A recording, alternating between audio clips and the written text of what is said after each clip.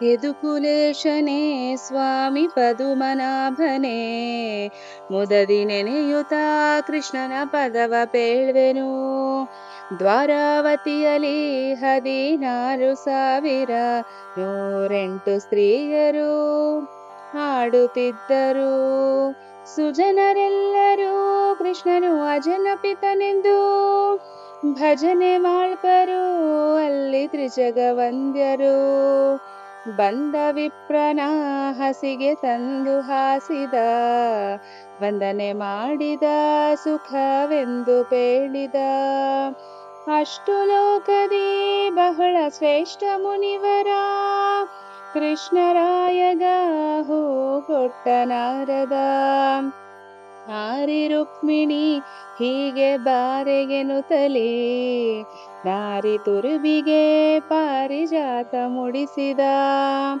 ಯೋಗಿ ನಾರದ ಹೋಗಿ ಸತ್ಯಭಾಮೆಗೆ, ಬೇಗ ಸುದ್ದಿಯ ಅಲ್ಲಿ ಹೋಗಿ ಹೇಳಿದ.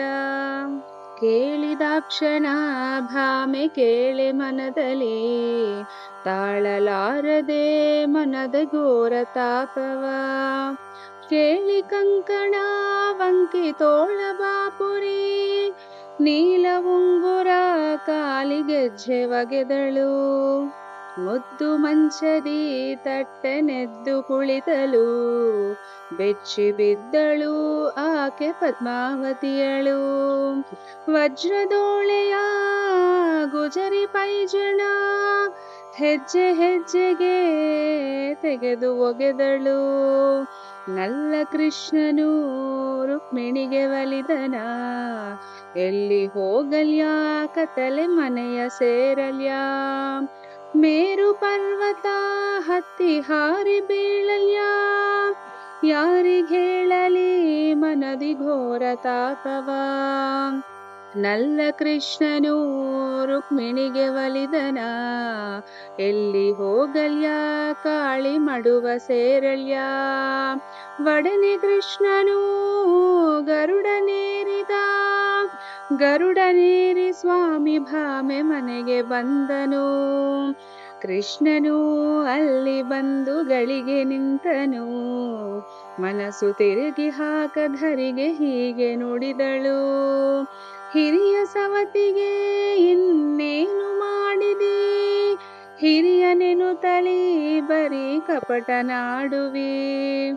ಒಂದು ಹೂವಿಗೆ ನೀನು ಇಂದು ಮುನಿದರೆ, ಇಂದ್ರಲೋಕದ ಹೂ ತಂದು ಕೊಡುವೆನು. ಅಂದ ಮಾತಿಗೆ ಆನಂದದಿಂದಲೇ ಬಂದು ಭಾಮೆ ಕೃಷ್ಣನ ಮುಂದೆ ಕುಳಿತಳು.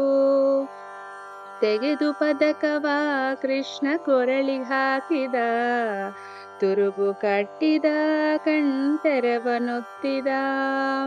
ಚಲುವೆ ಇಂದ್ರನ ಬಣ ಸುರರ ಮೈದುನ, ಸುರರು ಗೆದ್ದರು ಆ ಮರವ ತಂದರು. ಪಾರಿಜಾತದ ಪದವ ಹೇಳಿ ಕೇಳಿದವರಿಗೆ, ಘೋರ ಪಾಪವ ಕೃಷ್ಣ ದೂರ ಮಾಡುವ. ಪಾರಿಜಾತದ ಪದವ ಹೇಳಿ ಕೇಳಿದವರಿಗೆ, ಘೋರ ಪಾಪವ ಕೃಷ್ಣ ದೂರ ಮಾಡುವ.